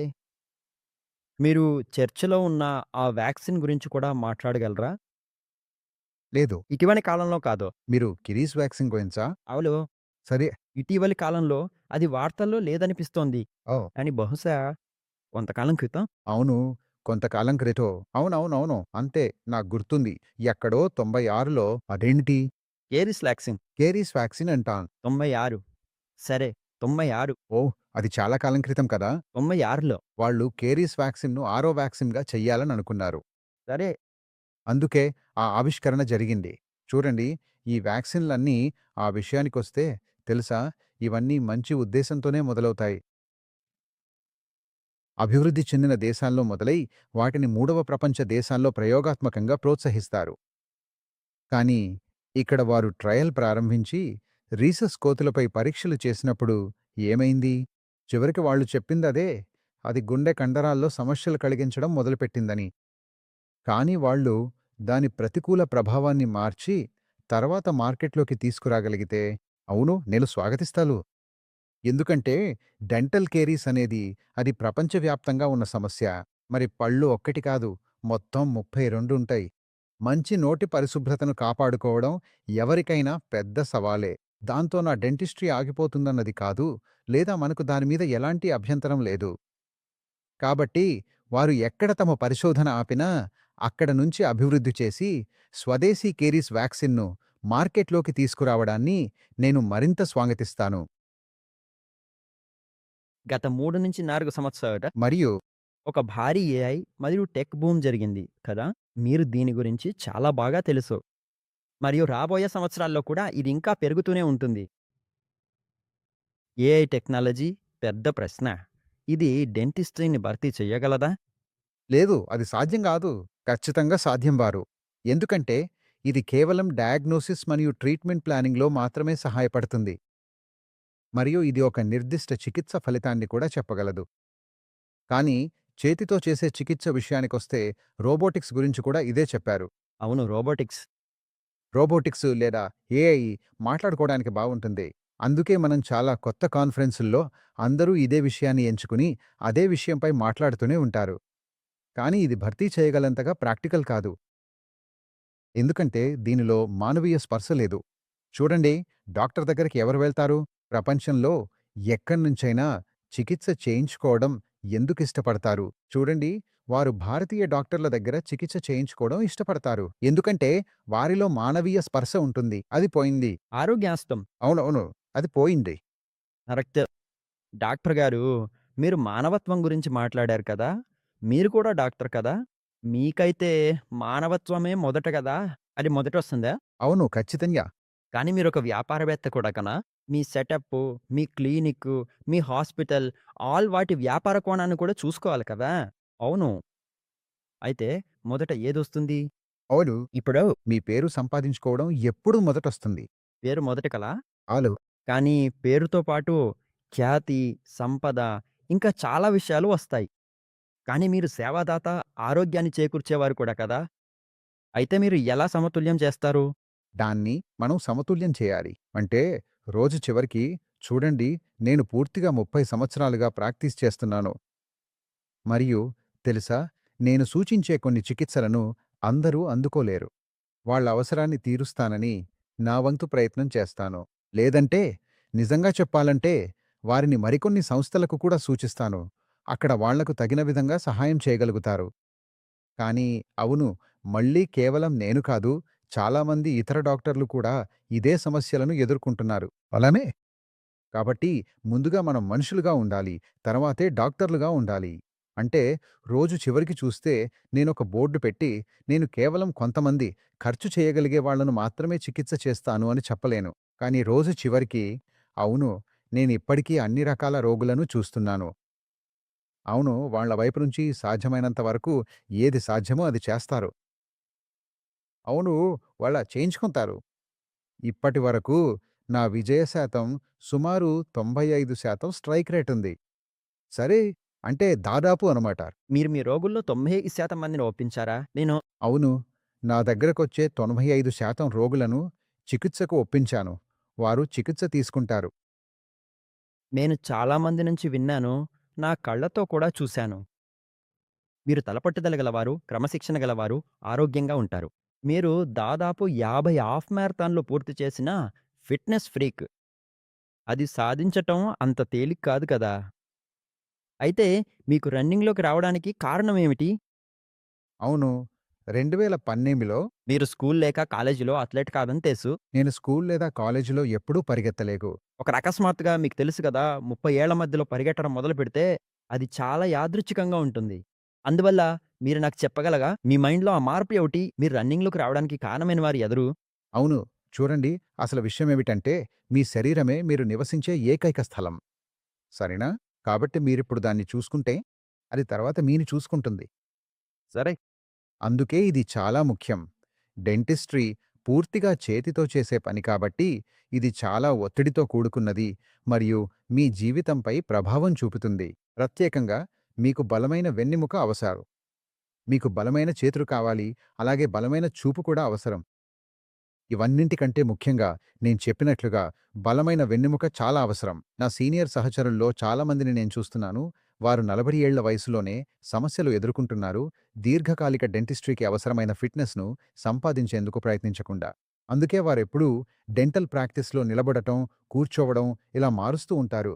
అప్పుడు నిజానికి నేను ఫిట్‌నెస్‌లో ఉన్నాను, నా కాలేజీ రోజుల్లో పుషప్స్ చేయడం మొదలైనవి ప్రయత్నించేవాడిని. కానీ నేను దాన్ని ఇంకొక స్థాయికి తీసుకెళ్లాలని అనుకున్నాను.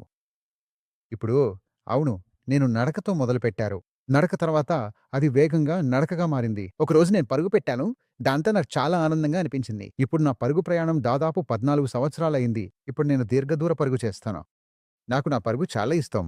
బహుశా ఎక్కువ ఈవెంట్లలో పాల్గొనటం జరుగుతోంది. నాకు హాఫ్ మ్యారథాన్లు చేయటం చాలా ఇష్టం. అవును, దాదాపు 50 హాఫ్ మారథాన్లలో పాల్గొనబోతున్నాను. దీనిని నేను గర్వంగా చెప్పగలను. కానీ ఇది చాలా దీర్ఘ ప్రయాణం. నేను దీన్ని ఆస్వాదిస్తున్నాను. నిజంగా ఆనందిస్తున్నాను. అవును, నేను ఫుల్ మ్యారథాన్ పరుగు ప్రయత్నించలేదనుకోవద్దు. ముంబైలో ఒక ఫుల్ మ్యారథాన్ కూడా చేశాను. అది కూడా నిజమే కావచ్చు అనిపిస్తోంది. ముంబై నగరంలో మొత్తం 42 కిలోమీటర్ల దూరం సాగే ఒక పూర్తి స్థాయి ఫుల్ మారథాన్. అదే అలాంటి ఫుల్ మ్యారథాన్. కానీ చెప్పాలంటే నాకు నిజంగా ఇష్టమైనది, ఎక్కువగా ఆస్వాదించేది హాఫ్ మ్యారథాన్ పరుగు చేయడమే. ఎందుకంటే అది నాకు సరిగ్గా ప్రిపేర్ అయ్యే అవకాశం ఇస్తుంది. ట్రైన్ చేసుకోవడానికి నాకు సమయం ఉంటుంది. ఎందుకో ఫుల్ మ్యారథాన్లకు నేను ట్రైన్ చేసుకోవడానికి ఎక్కువ సమయం దొరకలేదు. మళ్ళీ నేనిది ఆనందం కోసం చేస్తాను. మళ్ళీ తెలుసు కదా, రోజు చివరికి పరుగు పెట్టినప్పుడు సిరోటోనిన్, ఎండార్ఫిన్స్ లాంటి హ్యాపీ హార్మోన్లు పనిచెయ్యాలి. అవే నీకు సహాయపడతాయి. కాబట్టి ఇది నేను నిజంగా ఆస్వాదించే విషయం. ఏమిటంటే మీ ట్రైనింగ్ సైకిల్ ఎలా ఉంటుంది? మీరెలా ట్రైన్ అవుతారు? ఈ వయసులో మీరిప్పుడు 54 ఏళ్ళు. నాకిప్పుడు 54 ఏళ్ళు. ప్రతి ఆదివారం మీరు 10కే పరిగెత్తుతారు. అది మీకు చాలా సులభంగా ఉంటుంది అనిపిస్తుంది. అది సరదాగా చెప్పే విషయం గాదు. 10 కిలోమీటర్లు పరిగెత్తడం సరదా విషయం గాదు. అవును, 10-15 వరకు. ఈ వయసులో అవును, 10-15 వరకు నేను నిజంగా పెద్దగా కష్టపడకుండా చేయగలను. మీదింకా కొనసాగించాలని అనుకుంటున్నారని మీరు చెప్పారు. అది మీలో ఉన్న సంకల్పాన్ని, నిబద్ధతను చూపిస్తుంది. నాకు తెలీదు అది అపారమైంది. ఎక్కడో ఒక చోట అవును, నా కోసం. మీకు తెలుసు, మీ వృత్తిపరమైన జీవితం, ఫిట్‌నెస్ జీవితం రెండింటినీ సరిగా బ్యాలెన్స్ చేయడానికి. అవును, క్రమశిక్షణ అనేది చాలా ముఖ్యమైంది. ఇప్పుడు నేను ఈవెంట్లలో పాల్గొనటం మొదలుపెట్టాను. ఎందుకంటే అవి మనలో క్రమశిక్షణను పెంచుతాయి. మీకొక సమయం ఉంటుంది. ఆ ఈవెంట్ లేదా రన్ ఎప్పుడు ప్రారంభమవుతుందో, అలాగే వారు మీకొక సమయం ఇస్తారు. ఆ సమయానికి లోపల మీరు ముగించాలి. కరెక్టు. అది నేను చేయడాన్ని నిజంగా ఆస్వాదిస్తాను. ఆ క్రమశిక్షణే నాకు నా వృత్తిలో కూడా ఉపయోగపడింది. ఎందుకంటే నేను నా రోగులతో సమయాన్ని సరిగ్గా నిర్వహించగలుగుతున్నాను. నా రోగులకు గరిష్టంగా వేచి ఉండే సమయం సుమారు 5 నిమిషాలు మాత్రమే. ఎందుకంటే అవును, నేను కూడా ఇతర డాక్టర్లను కలవడానికి వెళ్ళినప్పుడు వేచి ఉంటాను. కానీ గంటల తరబడి డాక్టర్ను కలవడానికి వేచి ఉండాల్సినప్పుడు అది ఎంత కష్టమనేది నాకు తెలుసు. ఎక్కడో లోపల నాకనిపిస్తుంది, నాకిచ్చిన సమయాన్ని పాటించడంలో నా వంతు ప్రయత్నాన్ని పూర్తిగా చేశానని చెప్పొచ్చు. మీకు డెంటల్ సమస్య వచ్చినప్పుడు మీరు ఏ డాక్టర్‌ను కలుస్తారు? నా సహచరులున్నారు. వారా విషయాన్ని చూసుకుంటారు. ఆ! ఇంకా చెప్పాలి అంటే, నాకొక స్కూల్ ఫ్రెండున్నాడు. అతను రన్నింగ్‌లోకి వచ్చాడు. నన్ను కూడా రన్నింగ్‌లోకి తీసుకొచ్చాడు. అతని పేరేమిటి? అతని పేరు మితేష్. నేను రన్నింగ్‌కి తెచ్చానా? అతనే నన్ను రన్నింగ్‌కు తెచ్చాడు. నిజంగా. అతను లడాఖ్‌లో ఖడ్డుంగ్లా ఛాలెంజ్ కూడా చేశాడు. అందుకే నన్ను కూడా తనతో రావచ్చా అని అడిగాడు. అది చేయడానికి నాకు చాలా ఆనందంగా ఉంది. నువ్వు లడాక్ మ్యారథాన్ పరుగు పరిగెత్తావా? లేదు, నేనక్కడ లడాఖ్‌లో హాఫ్ మారథాన్ చేశాను. లడాక్‌లో హాఫ్ మ్యారథాన్. అంటే అది హై ఆల్టిట్యూడ్ పరుగు. పరుగే కదా! అవును. ఎలా? అది అలవాటు పడటం మీద ఉంటుంది. అక్కడి వాతావరణానికి తగ్గట్టు మారాలి. ఎందుకంటే గాలిలో సగం ఆక్సిజనే ఉంటుంది. అవును. స్పాటల్. అందుకే అక్కడికి వెళ్ళి వాతావరణానికి అలవాటు పడాయి. ఒక్కసారి అలవాటు పడిపోయాక ఎక్కడైనా పరుగు పరిగెత్తినట్లే ఉంటుంది. నీ పరుగు సమయంలో 21 కిలోమీటర్లు పరిగెత్తేటప్పుడు ఎప్పుడైనా నీకు ఊపిరి తక్కువగా అనిపించిందా? లేదా ఓహ్! నేను ఊపిరి పీల్చలేకపోతున్నానని అనిపించిందా? అలా కాదు. అది నాకు లడాఖ్‌లో ఎప్పుడూ జరగలేదు. ముఖ్యంగా మేం దాదాపు 10 రోజులు వాతావరణానికి అలవాటు పడ్డానికి సమయం తీసుకున్నాం కాబట్టి. అంటే మీరు 15 రోజుల ముందు వెళ్లారా?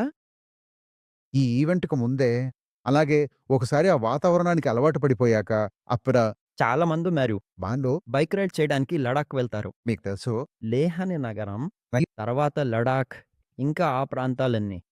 ఆ హిమాలయన్ బైక్. మీరక్కడికెళ్ళి పరుగు పరిగెత్తారు. మీరిది చేయడానికి ముందు మీ మనసులో ఏముంది? అంటే మీరు చెప్పినప్పుడు బైకింగ్ గురించి 2018లో నిజంగా నేను లడాఖ్లో బైకింగ్ చేశాను. లడాక్‌లోనే. అవును. అది పూర్తిగా సాధారణమే. అందుకే హంటర్ వ్యాలీలో మేముండిన ఒక గెస్ట్ హౌస్‌లో నేనొక మెడల్ చూశాను. ఆ గెస్ట్ హౌస్ యజమానితో మాట్లాడినప్పుడు ఆయన చెప్పారు, "ఇది నా కూతురు హాఫ్ మ్యారథాన్ పరిగెట్టింది. ఇదే ఆ మెడల్."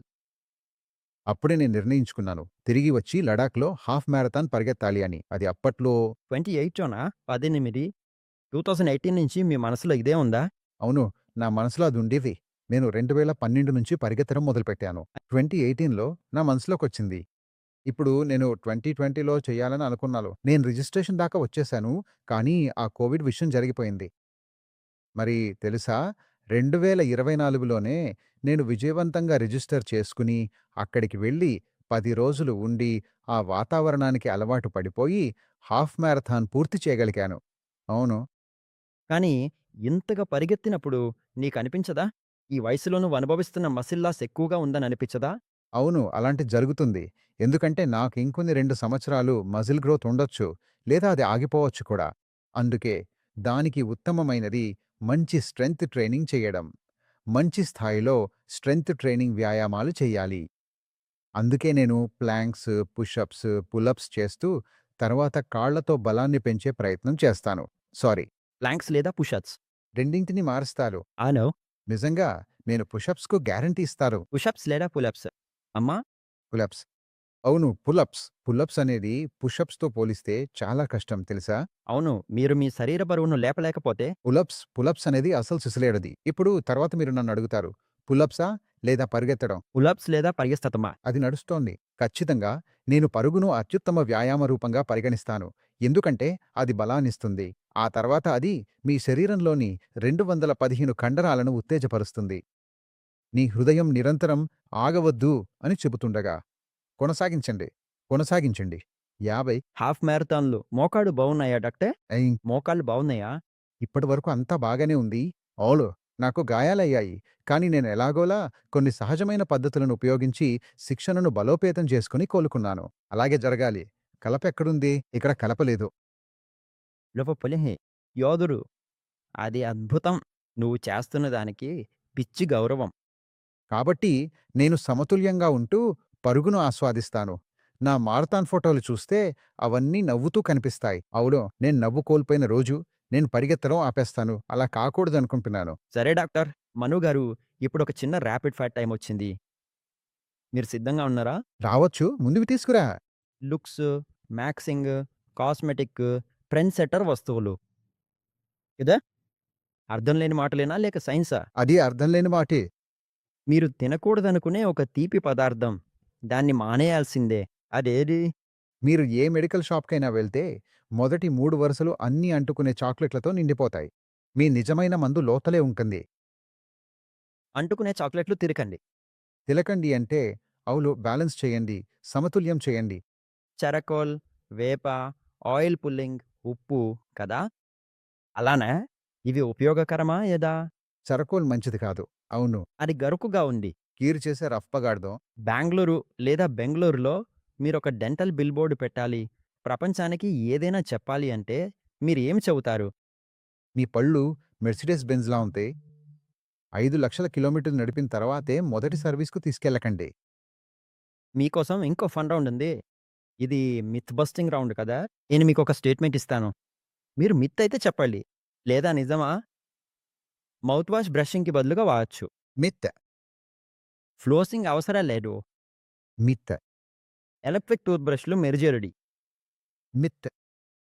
వైట్నింగ్ పళ్లను శాశ్వతంగా దెబ్బతీస్తుంది.